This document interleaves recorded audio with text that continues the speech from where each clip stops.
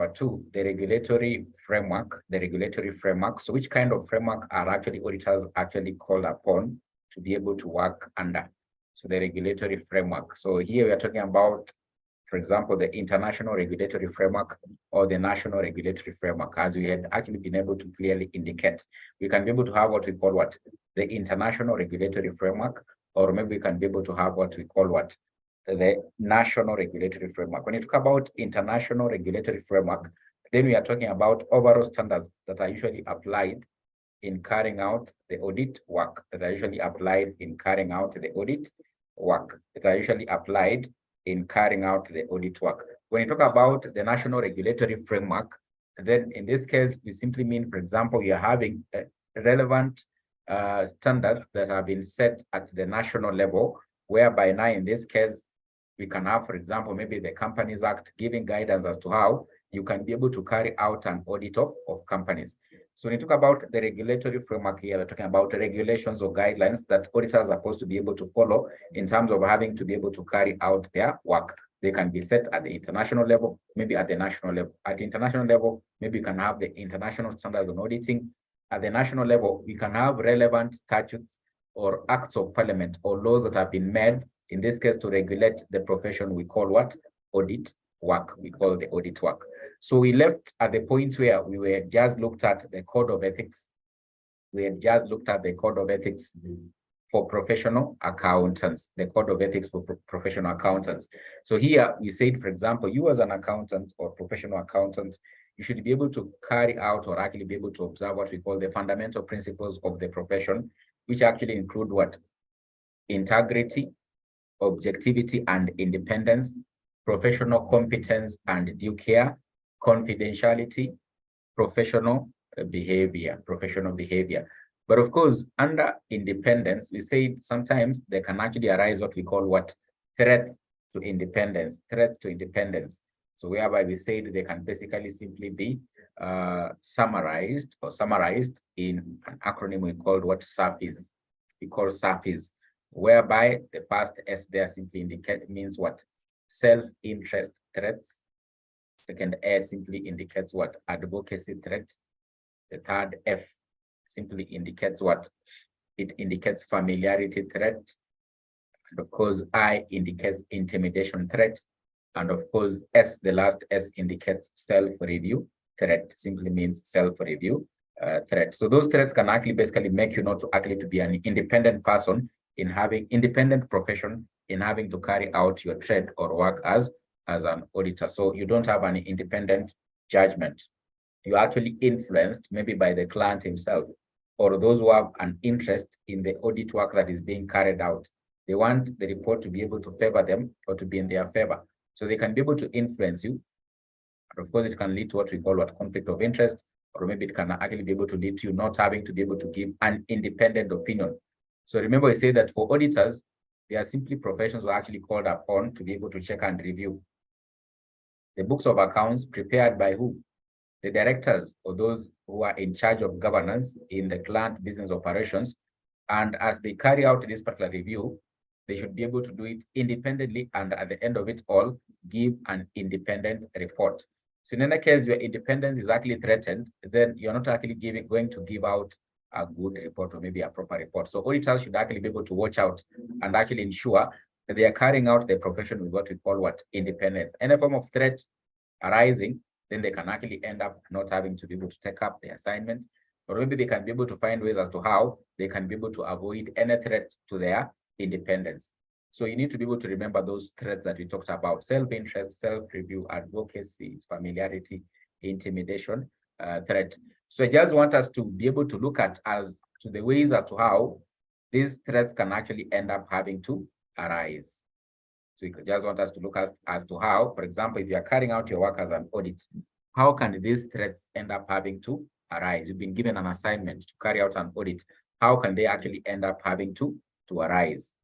How can they actually end up having to arise? How can these threats end up having to arise? So we can look at the examples as to how these threats normally arises. The threats normally arise. So examples as to how the threats will actually end up having to arise. So you can have number one there, actual or threatened litigation by the client. So whereby there is actually a threat of litigation or having to be taken to a court of law by the client. So this can actually lead to what we call self-interest or intimidation threats. So when we said there are those different kind of threats. So what actually happens, for example, if you are threatened that you are going to maybe be taken to a court of law, or maybe now in this case, you basically end up having to have an accusation of maybe a certain liability. What will actually happen in this case to you as an auditor? You'll basically safeguard your own interests. You will safeguard your own interest and actually compromise on your independence. Or basically in this case, you can actually end up having to just shiver and actually be intimidated and basically bend to what basically the client is actually calling upon you to be able to do. So the firm will be worried about bad publicity, loss of client, being proved negligent. So if you are basically taken to a court of law, there'll be maybe news all over that your firm, Purity LLP is basically battling a court case. So there'll be bad publicity of your firm. You can actually end up having to lose clients. So you'll be threatened in this way, whereby in this case, you'll be intimidated and actually end up having to do what? Compromise on your independence. So when litigation takes place or appears likely between the firm or a member of the audit team and the audit client, then sometimes you can be given gifts or some good kind of hospitality whereby your client takes you out to a big hotel and actually buys you dinner or maybe buys you lunch. So such kind of things can actually basically end up having to threaten your independence. How does it arise? It can end up having to lead to what we call self-interest threats. It will end up making you become so much familiar. So in this case, the client becomes like a family, whereby you're taken out for dinner, you're taken out for lunch as the auditor of that particular client business operations. You are basically given gifts. So you can actually end up having to, for example, now in this case, be intimidated by the fact that in this case, we bought you dinner. We basically bought you maybe this and this. We gave you these particular gifts. We gave you a gift of 20,000. So you cannot actually basically do what is actually contrary to our expectation. So they intimidate you by the fact that they had actually basically helped you in the past. So just being taken out for that particular dinner creates a lot of what we call familiarity. And therefore you'll end up having to do what? Safeguard maybe your own interests. So then there's what we call compensation and evaluation. So a team member is compensated for or evaluated on selling non-assurance services to the audit client. So let's assume, for example, now in this case, you are the auditor of a company XYZ Limited. But of course, now in this case, you also provide other services apart from audit services. Maybe you provide tax consultants. Maybe you actually provide, let's say, for example, maybe due diligence consultancy.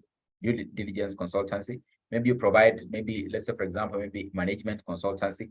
So part of the other services you provide in this case, they could be maybe so many of them whereby you get a lot of revenue out of the other services. So you can actually be threatened in this case that they can be able to threaten you that in this case, if you don't do what we actually expect as your clients in terms of the audit report, then you'll end up having to lose the management consultancy. You'll end up having to lose maybe the due diligence consultancy. You'll end up having to lose maybe in this case, maybe the management accounts preparation consultancy. So that will basically maybe lead you to having to be threatened. And therefore, of course, you'll end up having to safeguard your own interests, whereby you don't want to lose this particular client because of the loss of the revenue due to not providing the other non-assurance. Remember what we learned about non-assurance services. So not only do you provide assurance services like an external audit, you also provide other services. You can be threatened that these particular services will not actually basically be for you as the profession. So due to compensation and actually what evaluation. Then fee dependence, whereby you rely so much on one client to be able to get maybe your revenue. So the client basically provides like maybe 60% of your revenue maybe in a month. So you over rely on this client, so that in this case, in any case, he says that he wants to drop your services because you're not actually basically complying to what he actually wants, you'll actually basically be threatened. So fee dependence can lead to self-interest or maybe intimidation. You'll be intimidated that you'll lose the 60% revenue per month. So you'll actually end up having to do what? Compromise on your independence. Overdue fee. So perceived as a loan to the client, so it can lead to a self-interest or intimidation threat, whereby your fee has been due for long, yet you haven't claimed. It is seen like, for example, you've given a loan to the client. So he threatens you that in this case, he won't pay you that outstanding amount unless you do what he's actually basically expecting. So it can lead to intimidation or self-interest threats. Contingent fees. So contingent fees are fees calculated on a predetermined basis relating to the outcome of a transaction or the result of the services performed by the firm. So you are basically predetermining your fee on what will be the outcome of the audit. So they are expecting you to basically, they have set a mind whereby they are expecting the outcome to be like this. If it is not like that, then of course, now in this case, they tell you you'll only be able to enjoy maybe 60% of your fee, not 100%. So you'll end up having to do what? Bend what is actually basically expected. So that basically leads to what we call self-interest or maybe advocacy threat, whereby you're actually serving as a director or an officer of an audit client. So you are the director of XYZ Limited. In this case, you've been sent out as the lead engagement manager, to carry out an audit assignment for this company XYZ Limited, whereby you actually also are director. So there's already an interest there. You are doing like some kind of like a review of your work, because in this case, you are the one responsible to be able to ensure the books of accounts of XYZ Limited have been prepared. At the same time, you are coming to audit them. So that is a self-review threat or self-interest threat. So you'll always basically safeguard your own interests in this case. So long association of senior personnel, including a partner rotation with an audit client, whereby you are closely associated with a senior officer in the company, in the client business operations, whereby, for example, maybe you've been the partner in charge of the audit for a very long period of time. So you are closely associated with the person. Recent service with an audit client, so it can lead to self-interest or self-review or familiarity threat. Temporary staff assignments, lending of staff by a firm to an audit client may create self-review threat. So sometimes in this case, you might find that the staffs of the audit firm have been sent out to a client business operations, maybe to carry out improvement in the finance department. So they want to basically, for example, set the standard operating procedures. They are basically called upon to set the standard operating procedures for the finance department. So at the same time, also, you did just that just recently, you've also been sent out as the audit firm to carry out an audit for the same finance department. So that is like trying to review what you had actually already set up as an audit firm. So it basically compromises on your independence. No way you are going to question what you implemented in the client business operations. You always basically say it is okay since we are the ones who did what? Implemented it. It leads to what we call what? Self-review threats. Employment with an audit client. So the director or a senior member of the audit client has been a member of the audit team or partner of the firm in the past. So whereby probably you are part of the team members carrying out the audit was actually an employee there. So you are actually an employee at Safaricom just 2 months ago in the finance department, probably in one of the major departments that is carrying out operations. Then you basically got a new job. Let's say, for example, it is an audit firm, maybe one of the biggest, the big four firms. You got a job there and you moved from Safaricom to the big four. At the same time, just after 2 months, you've been sent out on an assignment to carry out an audit for Safaricom as a company. So you'll basically like be reviewing your own work. So there's a self-interest threat, familiarity, and actually also what we call what? Intimidation that can actually be able to arise out of that. Also, we can be able to have what we call family or personal relationships, whereby you are the audit manager, yet the client you are going to carry out an audit on, the director is actually your uncle, is your uncle. So will you carry out the work with an independent mindset? Will you actually question what your uncle does in that particular business operations? You'll end up having, for example, going to be intimidated, whereby your uncle will tell you, I'm the one who actually educated you. there's no way in this case you're going to be able to give out this kind of a report. So you are basically intimidated. There's actually some kind of familiarity. This uncle of yours is like a family. You always basically try to do what? Safeguard your own interest in that case. Business relationships. So sometimes it could be maybe you are connected, you have a business relationship as maybe the audit manager with the client business operations, or maybe the director. So this can lead to self-interest, intimidation due to actual perceived pressure about losing the audit assignment. So there can be a commercial relationship whereby, for example, the parties who are involved in the audit are maybe clients, this particular company that is being audited, or maybe there's some kind of common financial interest, like maybe a joint venture with a client. So you have a joint venture with a client whereby you've invested in another company. Maybe it could be 50-50%. Loans and guarantees. So a team member or his immediate family or the firm have actually gotten maybe loans or guarantees from the client business operations, whereby you provide other non-assurance services to the audit client. So like, for example, maybe in this agreed upon procedures, due diligence assignments, management consultants assignments. If you have those other kind of assignments, then sometimes it can always threaten your independence as an external auditor. So firms have traditionally provided to other audit clients a range of non-assurance services. This is basically the practice for audit firms. Not only do they actually provide audit services, they provide other consultancy services, for example, tax matters, for example, management advisory, amongst other services. So they cannot only rely on audit services, they have to provide other services. So that is basically the tradition as to how audit firms are actually able to operate. So apart from just providing the assurance services, external audits, they also provide other range of non-assurance services that are consistent with their skills and actually what? Expertise.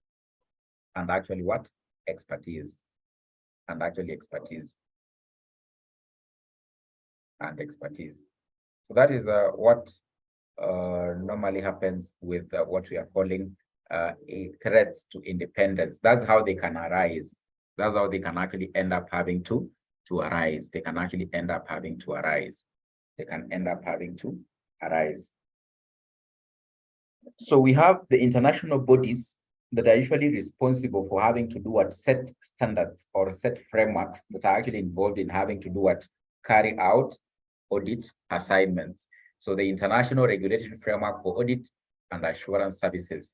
So we have this body we call IFAC, which is actually a global advocacy organization for the accountancy profession, mainly for the financial accounting and audit professions. So it's basically a body that is established internationally to advocate for the interests of the accounting and auditing profession.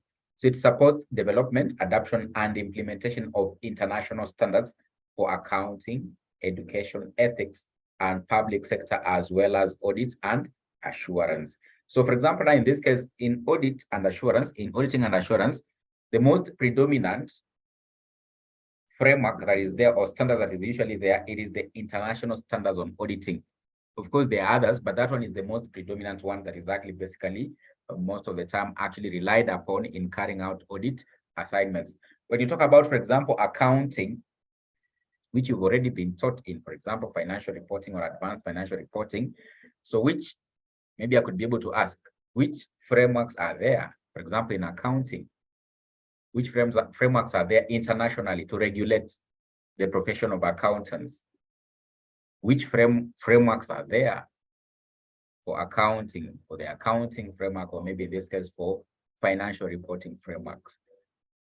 So international accounting standards, that's from SAUMO. Apart from international accounting standards, IFRS from Samuel Macau. Apart from IFRS and IAS,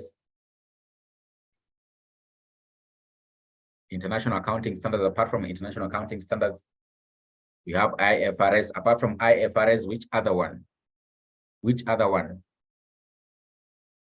Purity, which other one? Which other one is there? Which other one is there apart from IAS and IFRS? Which other one is there?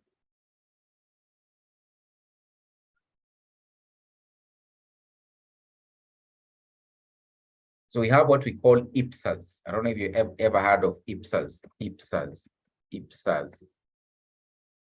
International Public Sector Accounting Standards. So those are basically standards involved in what having to report in the public sector.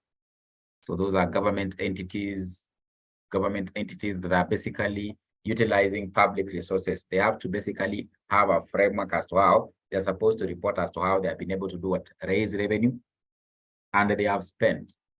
They need to be accountable. They'll be accountable through which framework? The IPSAS. So this IFAC basically advocates for the development of these frameworks. Those are international accounting standards, which are basically being phased out by currently what we call international financial reporting standards. And of course, you have IPSAS, and of course, you have what we call international standards on auditing. But of course, there are others frameworks in the auditing profession too. So this IFAC basically is normally involved in the education development, ensuring the advocacy of education and actually development of these standards. It also issues guidance to encourage high quality performance by professional accountants in small and medium businesses, accounting practices. So that is the major role of this body we are calling what? IFAC, that we're actually calling IFAC. So this IFAC, this body, then developed or basically formed what we call International Auditing and Assurance Standards Board. So now this board is the one that actually is normally involved in having to set up the framework for the auditing profession. They come up with international standards on auditing. So if there's a new area or new development in the audit world, then they of course come up with a standard or a framework as to how such kind of an area can actually be handled in terms of auditing, how the auditors can be able to approach such kind of an area. So International Auditing and Assurance Standards Board. International Auditing and Assurance Standards Board. So it is normally involved in having to do what? Come up with the relevant standards for the audit profession. So the International Auditing and Assurance Standards Board, IAASB, is an independent standard setting board that develops ISAs. These are basically standards involved in having to regulate the audit work internationally. So IASB issues international standards on auditing covering various services offered by professional accountants worldwide, like auditing, review, and other assurance, quality control, and related services, and by facilitating the convergency of international and national standards. So of course, you are saying that we're having international standards, but of course, I told you also we can be able to have national standards. So as we have that body there, IAASB, having to be involved in having to set international standards, then also at the national level, different countries have been able to come up with their own standards that can actually be able to regulate as to how auditors can be able to carry out their work. So most of the time in this case, you normally find that there is not so much difference between these national standards and ISAs. In any case, we are having both. A country is having the national standards and we are having the international standards on auditing. Let's say, for example, let's assume it's a country like, let's say, for example, maybe USA or maybe Australia. Australia has been able to come up with their own national standards on auditing. But of course, also at the international level, we have the ISAs. What normally prevails first, it is normally the national standards. It's normally the national standards before you can be able to do what? Consider the ISAs. If a country doesn't have, for example, the national standards, then they most obviously rely on ISAs, on international standards in having to carry out the audit work. So this International Auditing and Assurance Standards Board, it has set out a procedure as to how they normally come up with what we are calling standards. So you have the international standard setting process. So we've said in case there's actually a new development, then they have to develop a standard as to how that new development in the audit world can actually basically be done, be handled. So therefore they have to, for example, they'll draft a proposed standard. So what normally happens during the process of having to come up with an international standard on auditing, number one, there's a subcommittee of this particular body is normally asked to write an exposure draft of the new standard when IASB considers that one is required. So they'll be able to make considerations. there's a new development. We need to be able to craft like a new standard handling this particular area in auditing. Then, of course, they'll be able to give this work to that particular committee. They'll be able to draft a proposed standard. That is what you're calling what? An exposure draft. So this particular exposure draft is normally exposed to interested parties. So of course, the interested parties here are usually what? Especially those who are carrying out this profession as auditors across the world. So they'll be able to do what? Be given the exposure draft, look at it, make the assessment. Is it relevant to them? Will it be of so much help to them? Then of course, they can be able to give feedback to this particular subcommittee back. They can be able to give feedback. So that this draft is then exposed to interested parties who comment on the exposure draft. They normally comment on it. Is it making sense? Can it work? So they have to be able to do what? Listen to the considerations of those who are basically in the audit profession worldwide. So the comments are normally reviewed. So you can be able to see the comments that are usually made by those who are reviewing it, or those who have been exposed to it, are usually reviewed now by the board. And the draft is normally amended as required where necessary. If this has already been done and finally it has basically been concluded, then eventually a new standard is normally issued by this particular body. So that is how it normally happens in terms of having to do what? Set out as well. First of all, the body, that particular board, IAASB, will make a consideration as to whether there is actually need for an ISA. Then, of course, they'll be able to ask a relevant subcommittee under that particular board to be able to do what? Draft a proposed standard, an exposure draft. This exposure draft is released out to those who are basically having an interest. And of course, they should be able to do what? Make recommendations as to how maybe it can be improved or what is basically being provided for in that standard. Then eventually those comments are normally reviewed, and then eventually the standard is normally actually issued out. So that is how basically ISAs are normally crafted.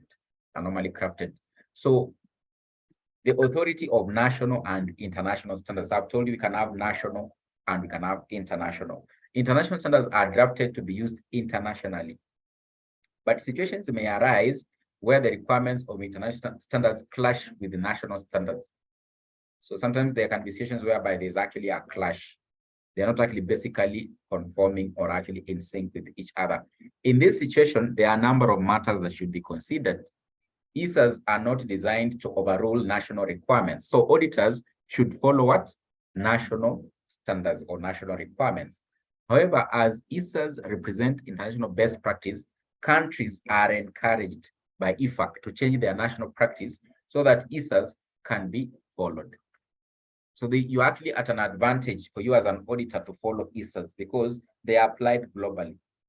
Let's assume, for example, you are practicing auditor in Kenya. Then eventually you are transferred, or basically you get a client from where?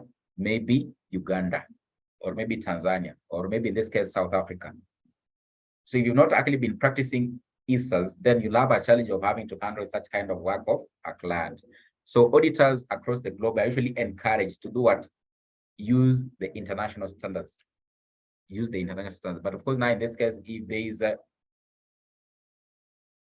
so much requirement, then in this case, you can't avoid the national standards because you are saying that in this case, ISAs are not designed to do what? Overall national requirements, because maybe they could be laws that have been set that you must observe as an auditor.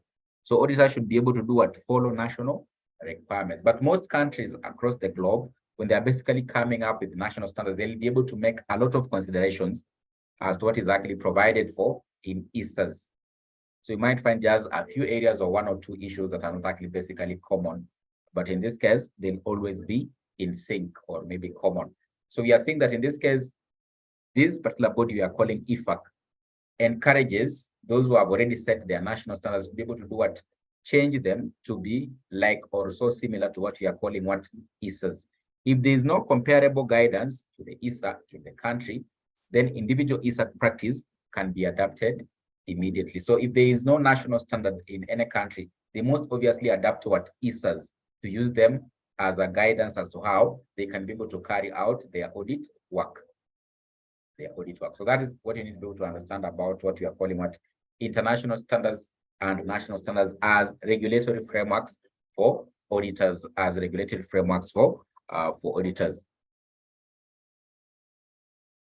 So So you're saying IAAS was established by IFAC. The members of IAAS are usually appointed by IFAC board to serve on the IAASB.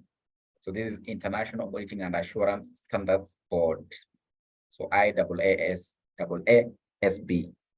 So IAASB members act in the common interest of the public at large and the worldwide accountancy profession. So they basically take into consideration all the interests of the profession we call accountants, or those professionals we call accountants across the globe. They are serving the international professions, international community. So therefore, now in this case, they have to make considerations across the globe when they are basically, for example, carrying out their work. So they need to be able to do a lot of research as to what is actually basically happening, for example, in Africa, in terms of the audit profession, what is happening, for example, now in this case, for example, in the US, in Europe, in terms of the audit profession, so that in this case, when they come up with standards, they are so much relevant across the globe, across the globe. So there are other standards. Of course, I've told you the most predominant one that basically regulates the audit profession, it is ISAs. So IAAS issues a number of other international standards in addition to ISAs. So we don't only have ISAs, but they also basically craft other standards. But the most common ones that you'll hear when people are talking about auditing, there are these ISAs, but of course there are others that handle other issues concerning audit. For example, apart from ISAs, this particular body is actually able to develop what we call international standards on review engagements. For example, if you are carrying out a review engagement, how do you go about it? They have already also been able to do what? Set up such kind of standards. International standards on assurance engagement. So they have also ISAES. So in assurance engagements, other than audits or reviews of historical financial information, that is where they actually applied. Review engagements, standards on review engagements are usually applied what? Applied where? In review of historical financial information. While ISAs are basically applied in the audit of historical financial information. Audit of historical financial information.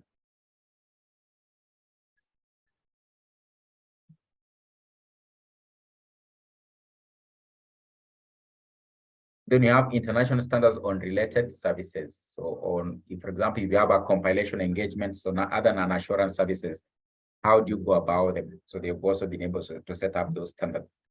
Then international standards on quality control. So how do you basically deploy quality? So they have also set up standards as to how you can ensure quality in your work. So the current ISAs we have, they have been listed here. There are so many of them. So like, for example, these are just examples that we have here that have been listed. We have so many of them that have been listed here. All the ISAs have been listed here that we have currently. So like ISA number 200 talks about overall objectives of the independent auditor. ISA number 210, agreeing the terms of audit engagements. If you want to know more about the terms of engagement of an audit, you look at that particular standard. You can always be able to get it online. If you want to know more about audit documentation, for example, working papers and all those ones, you look at ISA number 230.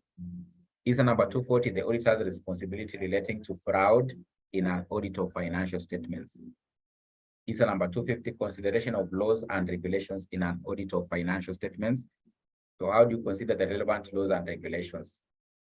Then ISA number 260, communication with those who are charged with the governance. So how do you, for example, approach the directors in terms of having to be able to, for example, seek for any relevant information that can be used as evidence? How do you communicate to them? How do you communicate to them? So communicating deficiencies in internal control systems, how do you do it? ISA number 265 addresses that. We have ISA number 300, planning and audit of financial statements.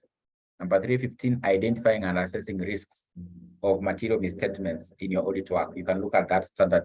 It will guide you as an auditor. ISA number 320, materiality in planning and performing an audit. How do you check out on the levels of materiality or importance of the audit evidence you are gathering? 320 will guide you. Auditors' responses to assess the risks. How do you respond? ISA number 330. 4.2, considerations relating to an entity using service organization. 450, evaluation of misstatements identified during the audit. Audit evidence. How do you approach audit evidence? How do you gather audit evidence? How do you approach audit evidence? 501, audit evidence, specific considerations for selected items. We have external confirmations. External confirmations is we have ISA number 510, initial audit engagements. ISA number 520, analytical procedures. 530, audit sampling. 540, audit of accounting estimates. 560, subsequent events, going concern, written representations. So they address each and every area of the audit work. So if you want to just know more about, for example, written representations, you search out for ISA number 580. Written representations are basically sought from those who are charged with governance. You communicate to them that you want written representations concerning those matters that they can only be able to give out that particular information. You seek for written representations from those who are charged with governance, which can be used as evidence. If you want to address going concern issues, for example, the existence of the client business operations for the foreseeable future, you want to check out on that as to how you can be able to approach it and carry out an audit on going concern, you look at ISA number 570 like that. So they actually address each and every area of the audit work. And in any case, there's actually a deficiency. That's when we are saying that in this case, this particular body you are calling IAASB now has to find a way as to how they can be able to do what? Come up with now a new standard. So you can be able to go through them one by one. But as of course we go on with the auditing and assurance here, we'll be touching on some of those particular areas or standards that are relevant to what we are going to study in each and every topic. So we can look at what we call the auditor's professional liability and legal responsibilities. Auditor's professional liability and legal responsibilities. So when you are called out as an auditor, you have a responsibility. There are those who are actually interested in this work you are carrying out. Because for auditors, for example, if it is actually an auditor of a company, you will actually be appointed by who? By the shareholders of the company. Maybe it normally happens at the AGM.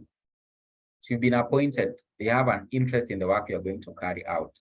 Not only shareholders normally have an interest in the work of the auditor, we have other interested third parties, let's say, for example, maybe investors, lenders, who are going to rely on your work as an auditor on your audit report to make informed decisions about the client business operations. So you as an auditor, you have a responsibility. In this case, to be able to do what? Carry out your work, considering your knowledge, capacity, and actually experience, and actually deliver or give out an appropriate report. Because in this case, you end up having to give out a report that is not actually correct or inaccurate, you would have failed on your professional responsibility. You can end up having to be accused to be negligent. Those who are basically relying on your work can accuse you of what we call negligence. So accountants who do not discharge their services responsibly will face what we call legal liabilities. You can end up having to be taken to a court of law. You can be called upon to pay for damages or maybe losses incurred as a result of having any party having relied on your work as an auditor. So those professional code of ethics, or basically professional principles that are supposed to be observed by a professional accountant, they should be observed to the latter. They should be observed to the latter. Integrity, all those ones. Independence, all those ones. Because in this case, they can end up having to make you become what?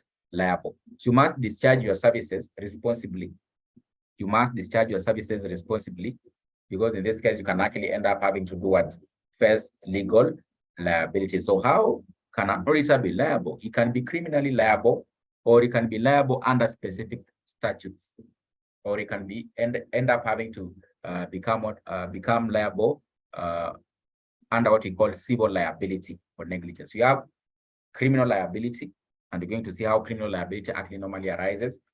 There could be specific statutes or laws that call upon an auditor to be able to, for example, follow the required regulations under that law. If he compromises or basically fails to observe those particular requirements, then he can be held liable, can be held responsible under what we call civil liability. So how does criminal liability actually arise? Whereby, for example, Number one, where there's actually breach of trust. Breach of trust. So the auditor not maintaining the confidentiality of the information or not using client information for the benefit of the client. So whereby in this case, you basically leak out information concerning the client. So in this case, if this is the case, then you would have actually failed on your professional ethics requirement, or what under what we call confidentiality. Confidential. If your client discovers this, then he can hold you responsible under criminal law as having to be responsible criminally liable. So they have used an example there. So right accountants are the auditors of Divine PLC. Divine PLC has recently tendered for a catering contract with Ket Airlines. The partner of Right informed his brother-in-law, who was a caterer, about the value of the tender. This is a criminal liability involving a breach of trust, since this information is actually leaked out. You know information about your client, about what the amount of the tender, yet you leak it out. So this is a criminal liability involving breach of trust, since confidentiality is not maintained, i.e. information about the client was passed to the auditor's brother-in-law. Client information was not used for the benefit of the client, i.e. it was used for the benefit of the auditor's brother-in-law. So there is actually a breach of trust. So in such a case, if the client discovers, he can hold you responsible under what we call what? Criminal liability. Then, for example, if there's actually what we call what? Breach of contract. A continuation of an audit engagement after the term of appointment is completed. So whereby now in this case, you basically breach the terms of the contract under which you actually agreed with your client.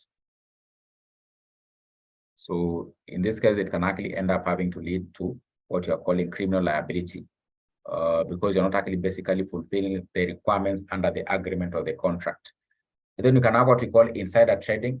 The auditor makes use of unpublished price-sensitive information to obtain personal benefits. Auditors generally avoid purchasing shares in client companies so that the probability of insider trading will not occur. What we mean by insider trading here, sometimes you could be having information internally about a company that has not actually yet become public. Then you actually end up having to do what? Take advantage of this information. For example, this vice we call insider trading in Kenya, it is normally regulated under what we call the Capital Market Authority Act. So this Capital Market Authority Act of Kenya basically prohibits what we call insider dealing or insider trading, whereby, for example, if you're actually an insider in a company, you take advantage of the inside information and either buy more of the shares of the company or maybe sell more of the shares of the company. Let's assume, for example, now in this case, if our friend here, Purity, is actually, let's say, an employee, or maybe let's say, for example, maybe a director at Safaricom. So Purity is actually privy to the information that in this case, Ndegwa is actually going to be fired as the MD in the next 1 week. Ndegwa is going to be fired as the MD in the next 1 week. He has that information. This information has not actually yet become public. Remember, in this case, Purity is actually what? A shareholder there at Safaricom. So what Purity can actually be able to do in this case, since he already has the information, he can sell all her shares because he knows once this information is actually released out there, the prices of Safaricom, of the shares of Safaricom will drop. They can end up having to drop by 2 or maybe 3 bob. Because that will basically be an abrupt announcement, unexpected announcement. Safaricom is doing so well under Ndegwa. How comes? In this case, they have actually ended up having to do what? Fire this person. If you look at the prices of this particular company, if it's a listed company, then you'll end up having to realize that the prices have dropped.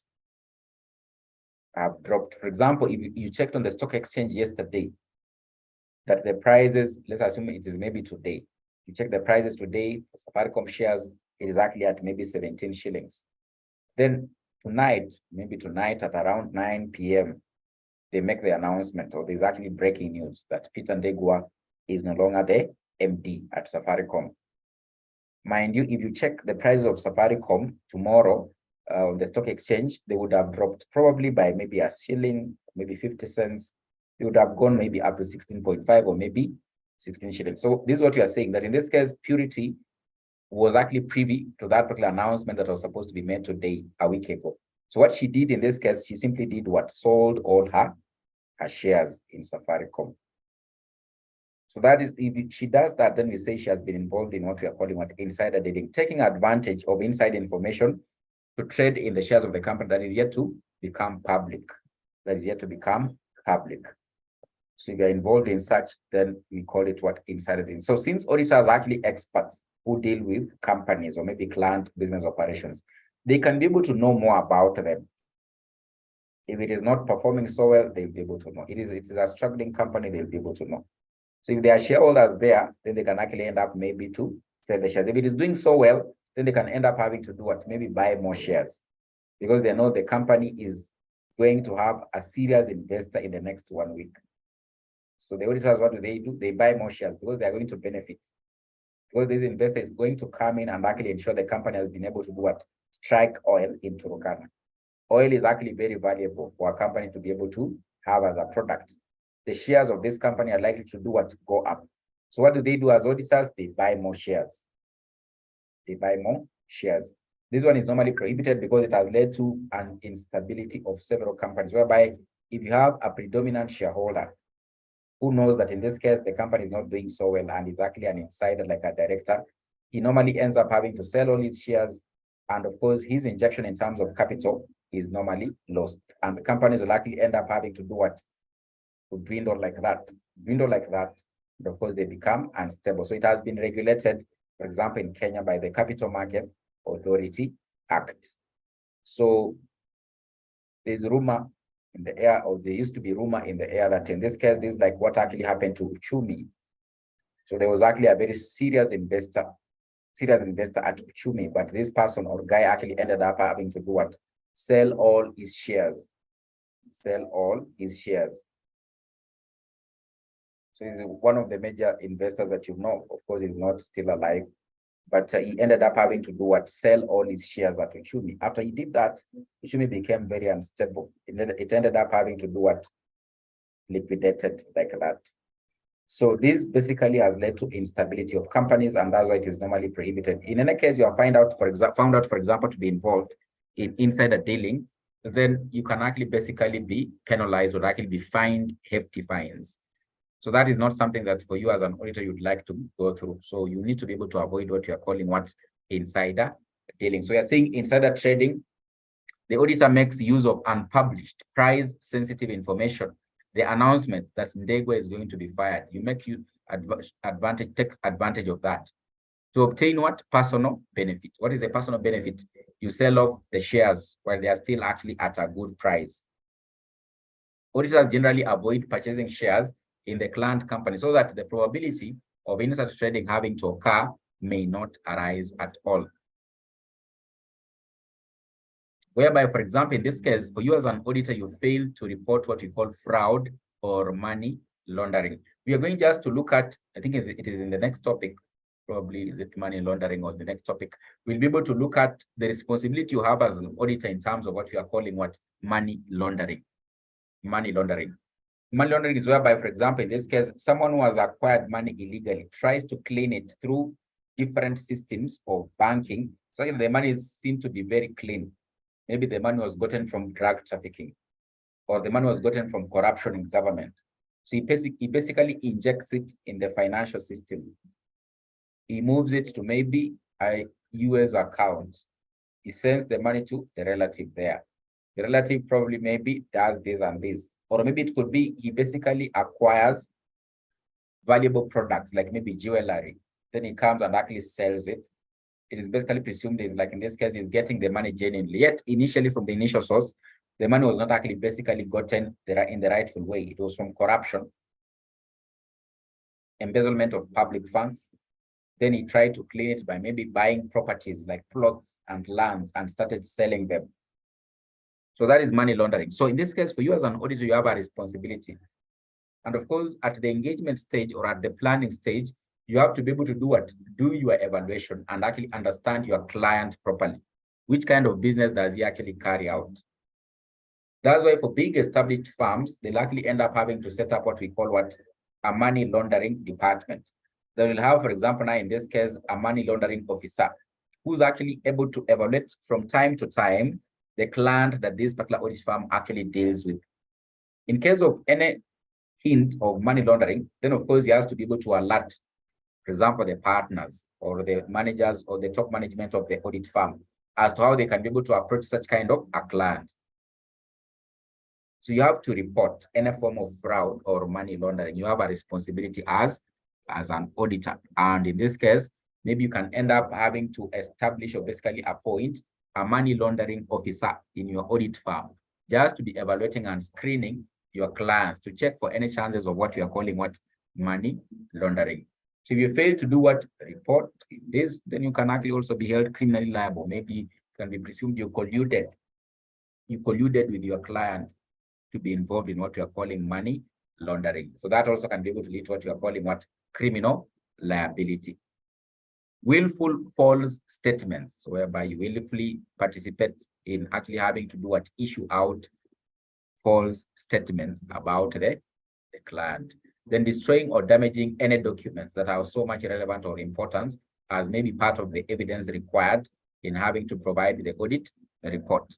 So that is also a situation whereby you can also be held criminally liable. So we can take a small break so that in this case we can be able to come and see if we can be able to wind up with the other areas.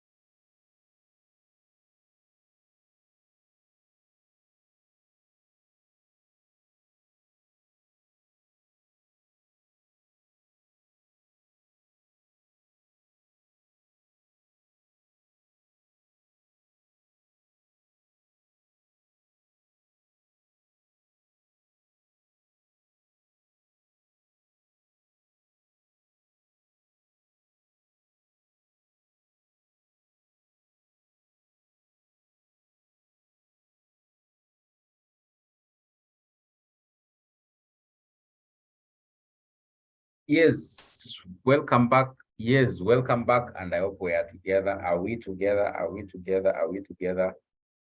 Are we together there? Are we together? Welcome back. Are we together? Samuel Macau, are we together? Samuel Macau, are we together?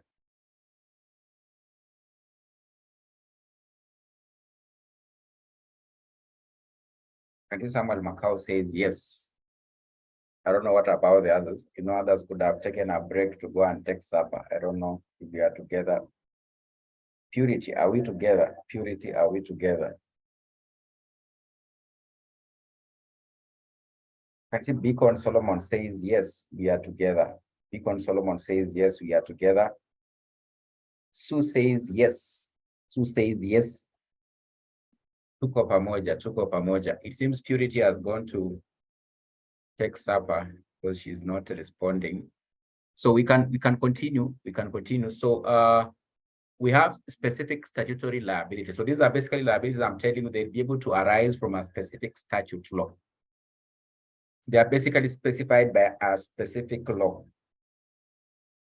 maybe regulating a certain area of audit work. So what do you mean by a statute? Is simply a law that is actually made through parliament. So you have different kind of acts. We can have the Companies Act, we can have the Accountants Act, we can have receivership, and we can be able to have what we call Company Administration Act, Administration and Liquidation Act, the Receivership and Administration Act. We can be able to have what we are calling Capital Market Authority Act. They are simply basically laws that are usually made through parliament to regulate a certain area or a certain matter of concern. So we call them statutes, laws. So in any case, there's a specific statute touching on your work as an auditor. Then you do something that is actually contrary to that particular statute. Then you would have basically breached on the statutory requirements, and therefore that particular statute will actually hold you liable. For example, it could be a liability arising from insolvency legislation. So, for example, here we have the insolvency. I don't know which one, which particular specific act it normally is for. So, you normally have, for example, the Insolvency and Administration Act. That one basically gives guidance as to how, in this case, for example, a company life can actually end up having to come to an end. So in this case, you as an auditor, you do something that is actually contrary, that is actually specified out in that particular act, then you can actually be held to account. You can be held to account. So there could be a liability arising, for example, from an insolvency legislation or act. Insolvency legislation or act, for example, what I'm telling you about Kenya. We have the Insolvency and Administration of Companies Act. How insolvency of a company can actually be carried out. So insolvency simply means company imesota, and therefore it has to be able to do what? Handle its issues of having to ensure it has been able to pay out, for example, all liabilities to creditors. So if an auditor does something that is actually contrary or approves something that is actually contrary to what is actually provided for under such kind of a statute law involving insolvency, then he can be held responsible under that specific statute. Therefore, he can be held under what we call statutory liability. And then we have liability arising from statutes such as a tax legislation. You know what I mean by tax legislation? For example, we have you can have the Income Tax Act. You can have the Income Tax Act. Which other act do you think is there concerning matters involving tax? Which other act do you think is there concerning matters involving tax? I've given you one. For example, the Income Tax Act. Which other act do you think is there concerning matters involving tax? You should be able to mention to me this one. Which other act do you think is there that is actually concerning matters to do with tax? You have the Income Tax Act. Income Tax Act. This one you've learned about it in, because there are those who are doing maybe advanced tax, those who are not doing, but of course you should have, for example, in public finance and taxation, if you've done it, if you've studied it, you could be having an idea.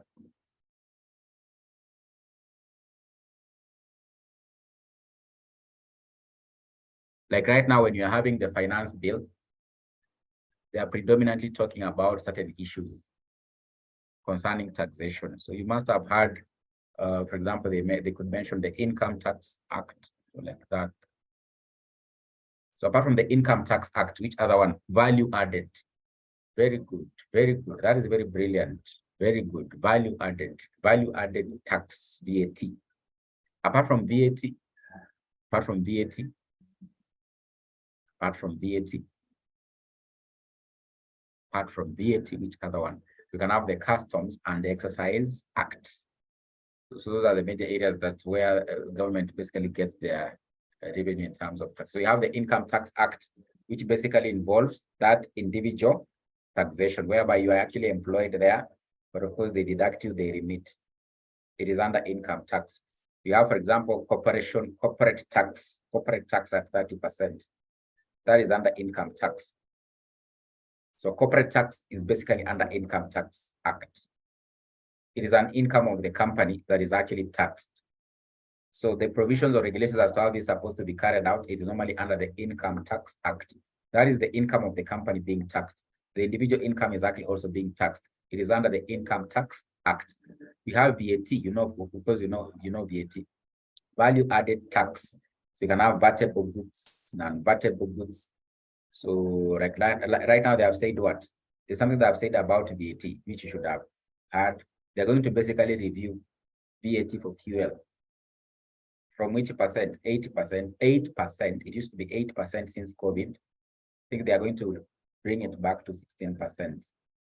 16%. So VAT is there. We have customs and excess. Customs are about matters of having to import goods to come in.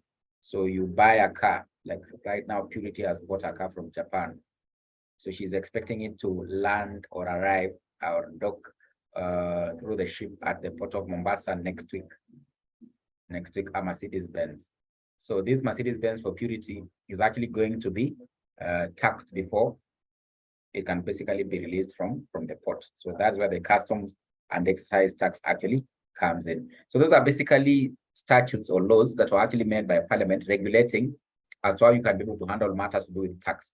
And of course, you as an auditor, there's no way you'd miss out having to be involved in matters concerning tax. So therefore, if you're actually involved in anything that is actually contrary to the provisions of those particular acts we are talking about, then you'll actually be held liable. So liability arising from statutes such as tax legislation, like the Income Tax Act, like the VAT Act, like that.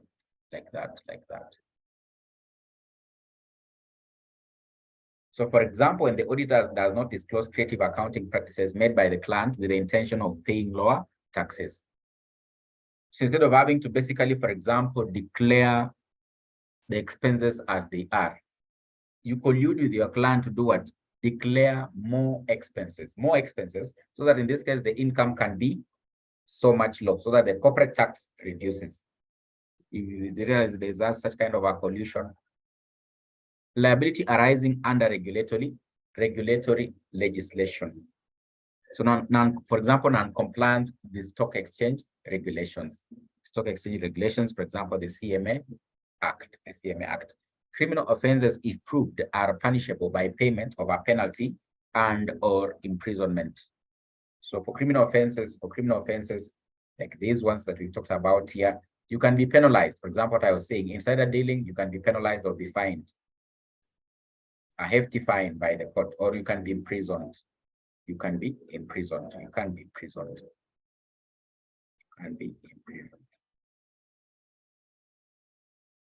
Then you have civil liability.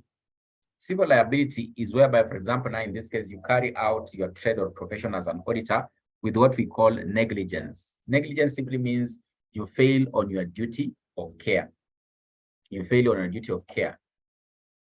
So you have a duty of care to ensure you carried out your work as per the professional principles requirements or as per the code of ethics requirements. But you end up not having to be able to do so. As a result of this, you do a shoddy job. Out of the shoddy job, your client or maybe the third party is relying on your work, they end up having to suffer. For example, you're supposed to be able to, in this case, deploy the knowledge and your capability in terms of experience to be able to deliver on your assignment. That is part of the requirements under the code of ethics. but you've ended up not even having to apply your knowledge you have acquired to carry out the audit assignment. You are acting negligently, a don't care attitude. You don't care. So even if you have forgotten something about a particular area, you can't even make a reference from your fellow profession or maybe from your seniors to be able to understand as to how you can be able to approach such kind of work. If you do such, then you are acting negligently. You don't even care. You failed on your duty of care. You don't actually put in mind the concern of those who are going to rely on your work. So in this case, you just do the job as you wish. You've basically acted negligent. In that case, you can be held liable under what we call civil liability. So a professional accountant can face civil liabilities for negligence when he conducts his duties negligently. And of course, in this case, we normally say negligence is one of the torts that can actually be committed by a party against another party. For negligence to be proved, for example, before a court of law, then there are usually 3 key elements to be proved, as I've already emphasized. The element number 1, you as a professional accountant, you had a duty of care. Number 2, what happened about your duty of care? You failed on it. Out of having failed on it, there's another third party who relied maybe on your work, or basically who depended on you. And of course, he ended up having to suffer a loss or a damage. Because in this case, if you as an auditor, you have a duty to ensure you carry out your work as per the requirements under the Professional Code of Ethics, and you fail on it, you have that duty, but you fail on it, then someone like an investor or a lender relies on your work, yet that work you've done, you've not actually done as per the requirements. You acted negligently. Then he ends up having to suffer a loss or a damage. How does the loss or damage actually arise? Maybe as you portray in your accounts, audited accounts, that the company is actually okay. There are no issues. You as investors, you can rely on my audit report, make an informed decision, and buy shares. So they end up having to rely on your report, saying that everything is actually okay. There is no chance or form of any fraud that is happening in the company. The company is very stable. To give them the confidence, they end up having to do what? Invest. Once they just put in their money like this, next week or maybe after a month, the company is going to be liquidated. It cannot be able to meet its obligations. It is actually declared to be insolvent. In this case, your audit report basically misled the investors or maybe lenders of money to the client that you're actually auditing. So they ended up suffering a loss. What is the loss? They were not actually able to, for example, now in this case, recover the money they invested in this particular client you're actually auditing. They have suffered a loss. That is a damage. You have a civil liability, in this case, to be able to be answerable to.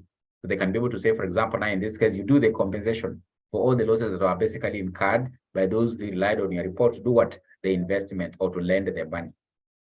So that is how basically negligence can actually end up having to arise. Can actually end up having to arise. So there's what we call what? Liability for negligence, whereby in this case, it can lead to what we call civil liability. Civil liability. Civil liability.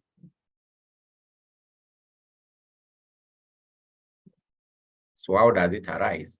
So an act of default means either an act or omission which occurs due to non-application of the professional care and skills which are normally applied by accountants and auditors. So that's what I'm saying. That you already know that you as an auditor, there's a way you're supposed to carry out yourself.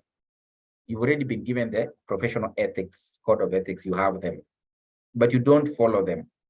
You don't follow them. In that case, you're acting negligently. It can lead to what you are calling what? Civil liability, whereby the repercussions, you can be called upon, maybe it is actually in a court of law. You pay for the damages suffered by the other parties or third parties. So the key thing here we are saying it is that it must lead to what you are calling a financial loss. So that financial loss should actually basically be there, because you are saying for a proof of negligence in a court of law, those 3 key elements must be there. If one of them is actually missing, then the third party cannot actually be able to accuse the auditor for negligence. For negligence to be proved in a court of law against the auditor, then the third parties we are calling lenders or investors, you should be able to prove those particular key elements about the wrong. If these particular elements are there, then negligence can actually basically be accused on the auditor, and therefore civil liability will actually arise. Number 1, duty of care by the auditor. Number 2, he failed on the duty of care. Number 3, they suffered a loss. So they have to be able to, for example, quantify how much loss they have suffered as a result of having to rely on the work of the auditor. If they can be able to prove these three, then in this case, negligence can actually be proved against the auditor, and civil liability will actually what? Arise. Would actually arise. So as you're saying, generally in this case, the auditor has a duty of care to who? To the client or third parties, the ones we are mentioning, like investors or maybe lenders of money. So this is what I'm trying to emphasize. An act of negligence arises when a duty of care exists. For a duty of care to exist, the following factors need to be satisfied. The accountant must be in a position to reasonably foresee that the statements or the work carried out by the accountant would be relied upon by the client or a third party. The accountant is sometimes informed before carrying out the work that a third party would rely on the statements. He already knows this work is going to be relied upon, but he does not actually basically take a duty of care in carrying out his work.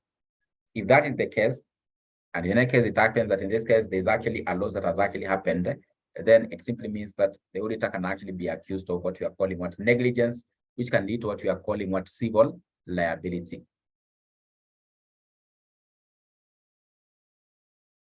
Professional accountants can be charged with liabilities for negligence only if either their clients or third parties suffer from financial loss. That's why we are saying this element number 3 must actually always be present.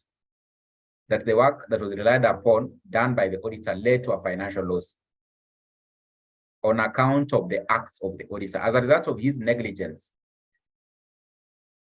it is as a result of this that we actually ended up having to do what? Suffer the financial loss. So there must be a financial loss.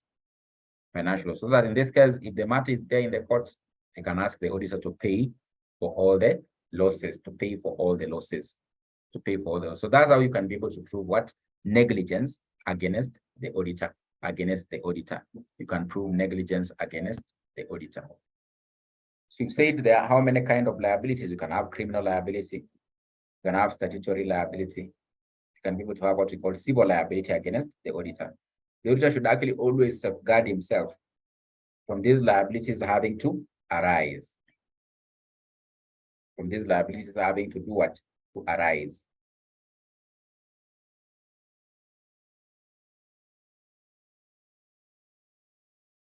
So for you as an auditor, how do you safeguard yourself? Because you're saying, in any case, these liabilities are likely to arise. So you need to go into the assignment as an auditor knowing I can be taken to a court of law if I don't carry out my work very carefully. So as you carry out your work, you need to be very careful as an auditor. So how do you avoid this kind of liabilities having to arise? Restricting audit liability. How do you ensure that in this case, for example, you avoid the liability or maybe reduce on it? You can sometimes avoid it completely or maybe just reduce on it or put in safeguard measures. If they basically arise without you having expected them, how do you go about it? They can arise, for example, in this case, you put in all the measures, but eventually they end up having to arise due to a small mistake or something actually happened as part of maybe your team members let you down. What will you be able to do as an audit firm? So how can you be able to avoid completely? Reduce on it? How do you go about it when it has actually arisen?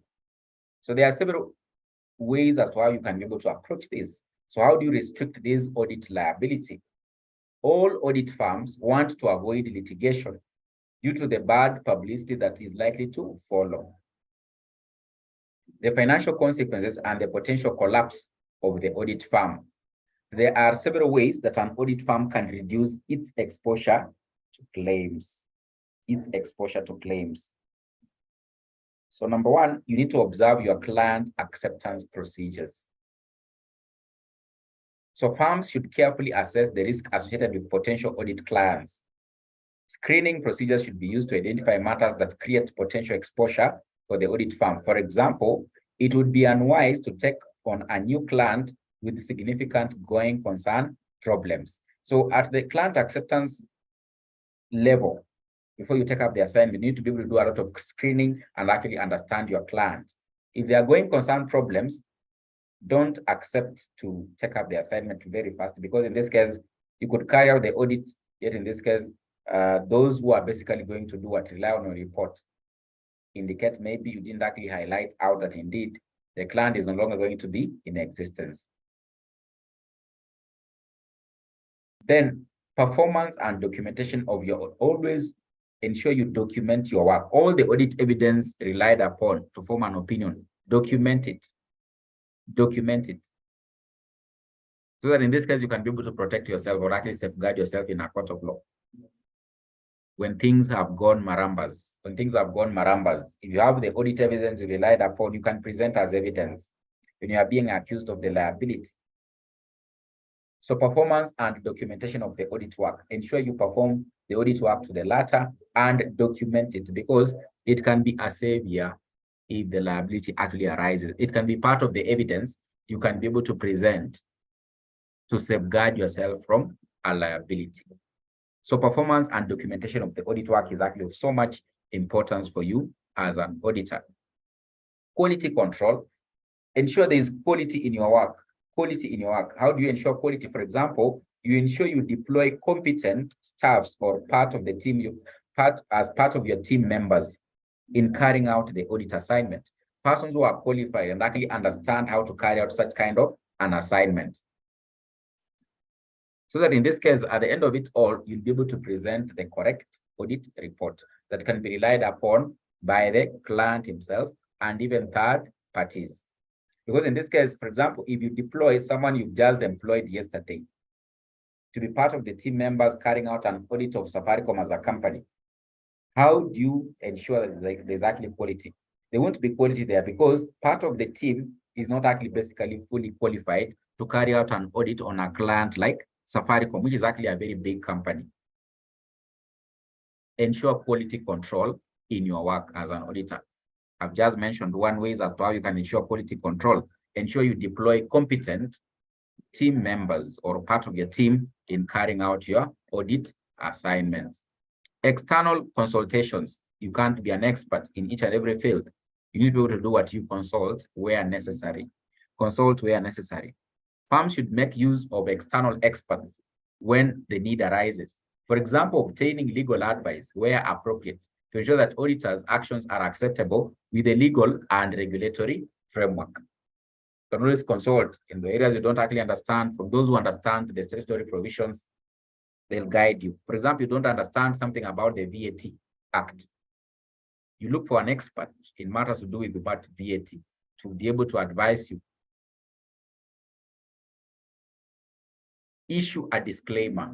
You can issue a disclaimer in the engagement letter. In recent years, it has become common in some jurisdictions for audit firms to include a disclaimer paragraph in the audit report. This is an attempt to restrict the duty of care of the audit firm to the shareholders of the company, thereby attempting to restrict legal liability to that class of shareholders. Disclaimers, however, may not always be effective. You put a disclaimer, but of course, the persons I'm expecting to rely on this report are only shareholders. This report is not of so much importance to who? To third parties like lenders. Don't rely on it.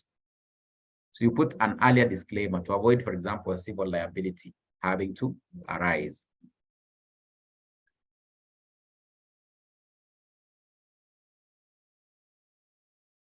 So you can issue a disclaimer in the audit report. Use an engagement letter. The engagement letter should be used to clearly state the responsibilities of you as an auditor. But in this case, you clearly indicate in the engagement letter, part of the content that we already saw. I think we looked at engagement letter in the first topic. We said in the engagement letter, for example, you could be able to, there's normally the indication as to what is the responsibility of the auditor. Clearly indicate in the engagement letter, it is my responsibility as an auditor to be able just to review and check as to whether the books of accounts have been presented as per the requirements of the relevant standards, and they actually reflect a true and fair view about the client affairs.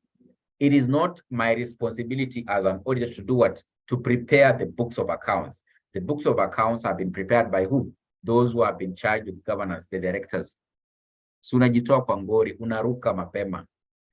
So in this case, if you are talking about how the books were prepared, don't question me as an auditor. Question who?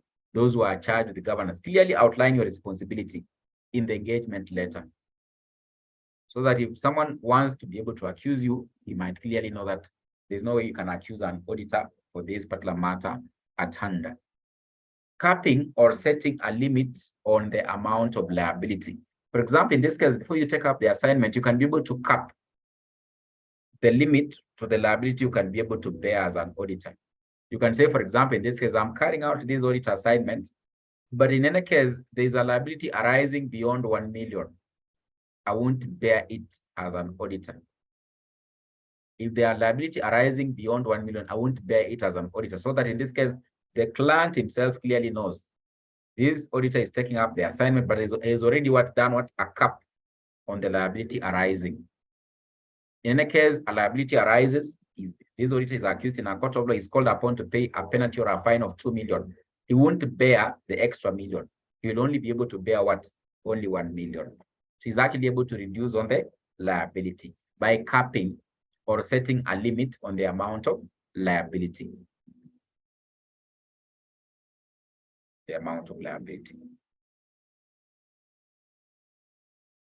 Then operating as an incorporation. So if you operate as an incorporation, for example, in this case, it simply means that the corporation itself will actually be responsible for the liabilities arising, not you as an individual auditor. So operating as a corporation, so the firm will basically be able to bear the liability by itself, not the auditor himself as an employee of the audit firm. Then the last one, choosing to operate as a limited liability partnership. By a limited liability partnership is whereby, for example, if you have 10 partners, the partner who was responsible in that assignment is the one who will be accountable, not all the partners. So the liability is basically limited to a specific partner who was responsible for the audit assignment. We could be having maybe 3 partners who have formed a limited liability partnership. One of the partners is basically engaged in the assignment to carry out an audit on Safaricom. A liability arises out of that assignment on the specific client Safaricom. That specific audit partner is the one who will be able to bear the liability, not the other 2. So there's a limitation in terms of your liability as a partner. You can't bear the liabilities of other partners. You just bear your own liabilities. In this case, if it happens, then you would have ended up having to reduce the chances of having to bear the liability. Choosing a limited liability partnership or operating as an LLP. So most firms have actually started adapting this, operating as an LLP. Obtaining professional indemnity insurance, whereby you get an insurance cover that is actually able to protect you for any liability arising out of your audit work or your work as an auditor. If it arises, the insurance company actually pays. The insurance company will likely end up having to pay. So obtaining professional indemnity insurance cover. So these are some of the ways as to how you can actually end up having to do what? Reduce on your audit liability, reduce on your audit liability. Reduce on your audit liability. So that is the end of this topic. That is the end of this topic we call the regulatory framework, audit framework and regulations, audit framework and regulations, audit framework and regulations. Topic number 2, audit framework and regulations, audit framework and regulations.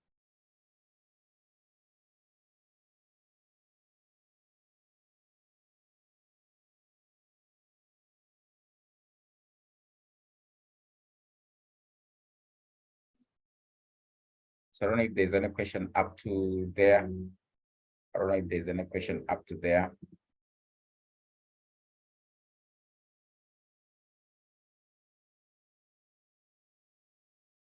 I don't know if there's any question up to there.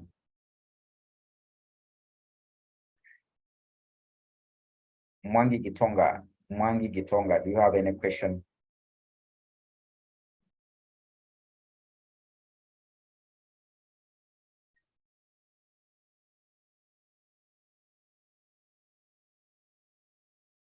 Lamek Odiambo, do you have a question?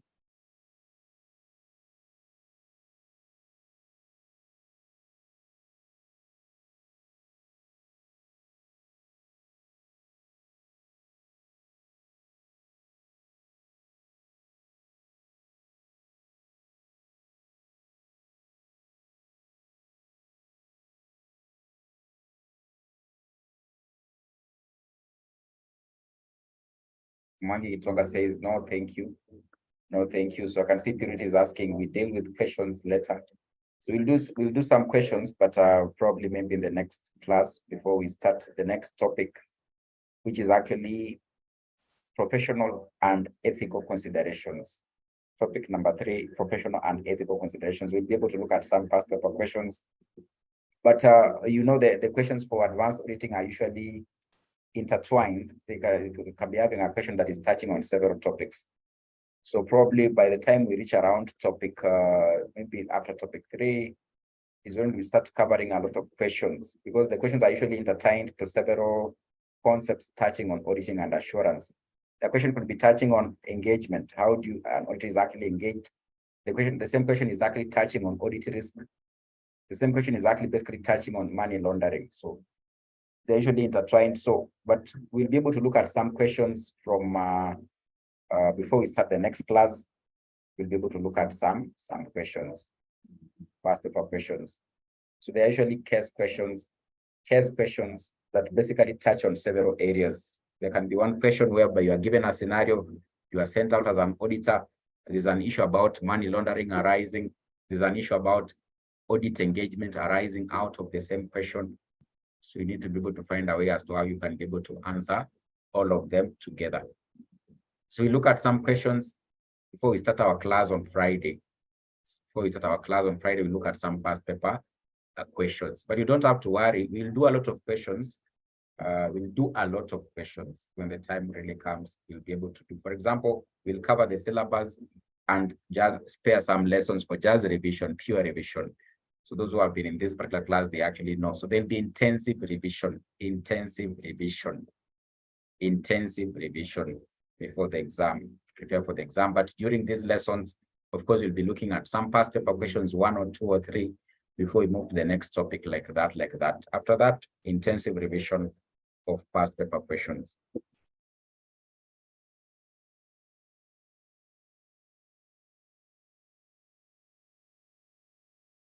So I think we'll be sharing all the videos. Get used to using videos to revise these particular units. Listen a lot to what the teacher is actually saying. You'll be able to grasp a lot. Don't stick to just reading the notes. Don't just stick to reading the notes. Listen to what the teacher is basically trying to explain.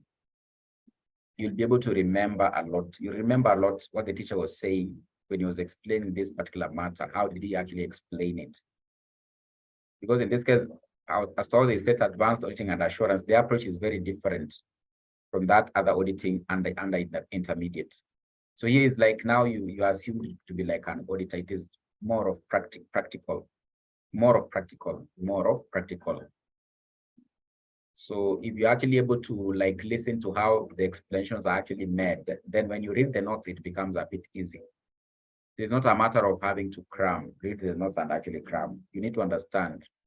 For example, now in this case, when the teacher talks about insider dealing, how can it happen? Because they can bring a scenario about insider dealing. Then they ask you, what was the responsibility of the auditor in this case? You need to be able to realize maybe this is insider dealing. So the auditor is not actually allowed to be involved in insider dealing. It is a criminal liability, like that. So we'll be sharing the videos. So you'll be making reference to them as you try to revise from time to time. Make reference to them as you try to revise from time to time. Don't have the tendency of just having to look at the notes and read by yourself.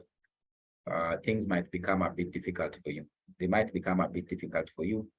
But of course, if you listen to how the teacher is trying to explain, you'll be able to remember several things. Even in the exam room, what the teacher was saying is what you're going to write. But if you try to cram, it's not now just cramming points, but how you can be able to explain them or actually express yourself, it becomes a bit difficult, because this particular paper is actually all about having to be able to express yourself. You have been given a scenario, you need to be able to express yourself like an auditor. Express yourself like an auditor, what is supposed to happen there. So if you can be able to express yourself, then it simply means that you'll have something to write in the answer sheet. in the answer sheet. So we can end there for today. I wish all of you enjoy the rest of your evening. So let's meet on Friday. On Friday, same time. Thank you very much for having joined this particular session.